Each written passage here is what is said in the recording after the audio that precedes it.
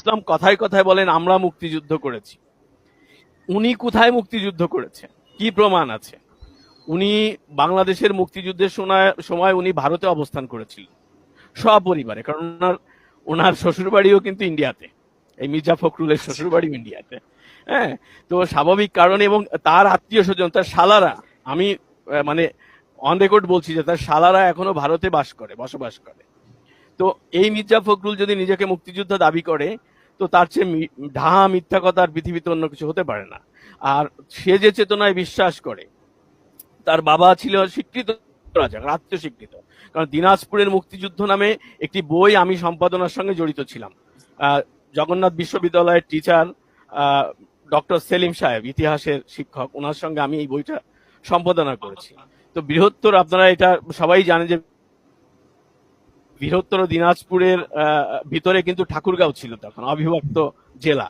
তো সেখানে কিন্তু আমি মির্জা ফখরুল ইসলামের যে বাবা, এই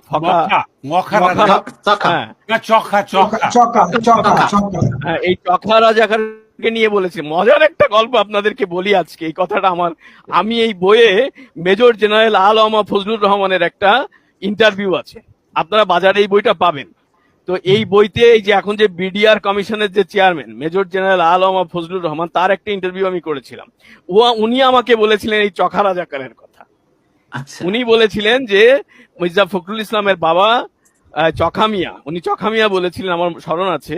সেই চখা মিয়া রাজাকার ছিলেন, এবং ওই অঞ্চলের মুক্তিযুদ্ধ নিয়ে যেহেতু বইটা, রাজাকার প্রসঙ্গ বারবার এসেছে। কারণ ওই সময় আমাদের মুক্তিযুদ্ধের উপরে ফোকাসটা ছিল মূলত, ওই সময় এমপি ছিলেন আব্দুর রহিম সাহেব। আপনি আমাদের তাজুল ভাই জানেন, আমরা তো তখন জন্ম হয়নি আমাদের, তাজুল ভাই জানবেন যে আব্দুর রহিম সাহেব ছিলেন ইকবালুর রহিম, বিচারপতি ইকবালুর রহিম, এবং বলছি সাবেক সংসদ সদস্য, আমাদের সংসদ সদস্য ইকবালুর রহিম এবং এনায়েতুর রহিম, জাস্টিস এনায়েতুর রহিমের বাবা। তো ওনাকে ফোকাস করে আমরা এই বইটা করেছিলাম। তো সেখানে এই জেনারেল, মানে তাদের লোক, এই জেনারেল আলম ফজলুর রহমানের একটা ইন্টারভিউতে উনি বলেছেন যে ফখরুলের বাবা চখা মিয়া রাজাকার ছিল। তো সেই মীমাংসিত ইস্যু নিয়ে আজকে এতদিন পরে এসে এই চখা মিয়ার ছেলে ফখা মিয়া বলতে চাইছে যে উনি রাজাকার, উনি মুক্তিযোদ্ধা ছিলেন, ওনার বাবা রাজাকার ছিলেন না। ইভেন ওনার যে মানে এখনকার উনি যাদেরকে বাবা বলে ডাকছেন, সেই জামাতে ইসলামের লোকজনকে ফাঁসি দেওয়া হয়েছে, বিনা অপরাধে ফাঁসি দেওয়া হয়েছে। এই সব ধুনফুন কথা বলে বাঙালিকে কাটানো যাবে না। বাঙালি এখন বুঝে গেছে, গত এই 14 মাসে বাঙালির কাছে স্পষ্ট হয়ে গেছে যে কোথায় গেছি আমরা।